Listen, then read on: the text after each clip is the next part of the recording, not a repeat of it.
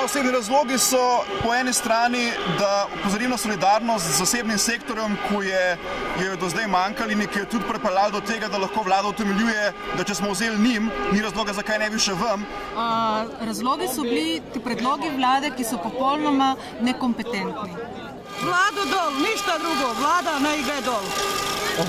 Imamo 500 € plaću, to će 500 € plaće in delamo kot čistilke in to je za taj dinar pa toliko kvadrature, da nam zvišuju, to je nora.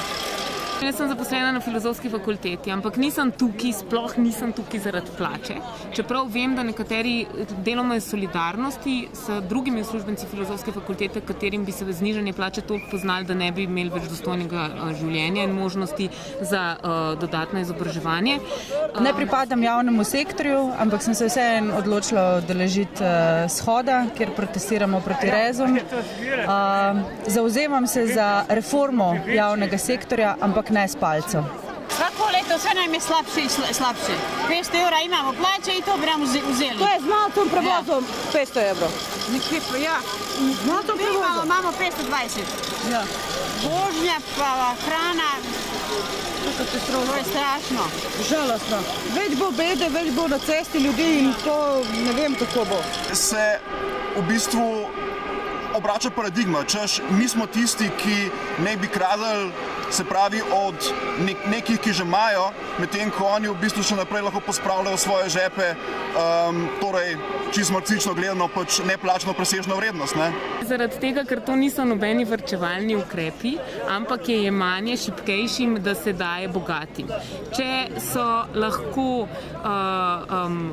odnesli denar v razne davčne enklave, ne si ga pa zdaj od tam še sposodijo. To mislim.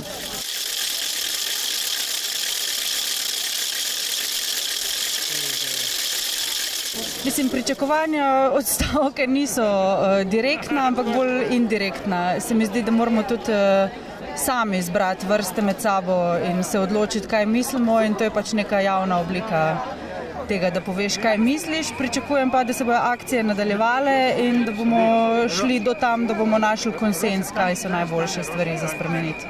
Pričakujem, da če ne drugega, da ostane tako, kot je bilo. Da delavci ne grejo na cestu, da plače nadirajo to, kar imamo, s tem se moramo sprijazniti. Toliko je malo plače, da dobimo. Upam, da se bo vedno več ljudi udeleževalo, kadar se vlada odloči za tako nespametne predloge, kot se je tokrat. Zato, da bolj na glas vsi skupaj povemo, kar mislimo. Tako je, ne? Odvisno je od tega, koliko se vlada čuti močno. Ne? Pač tega signala ne bo mogla ignorirati, zdaj pa, če bo šla naprej s svojimi ukrepi, seveda bo pa verjetno še neka eskalacija, vsaj upam.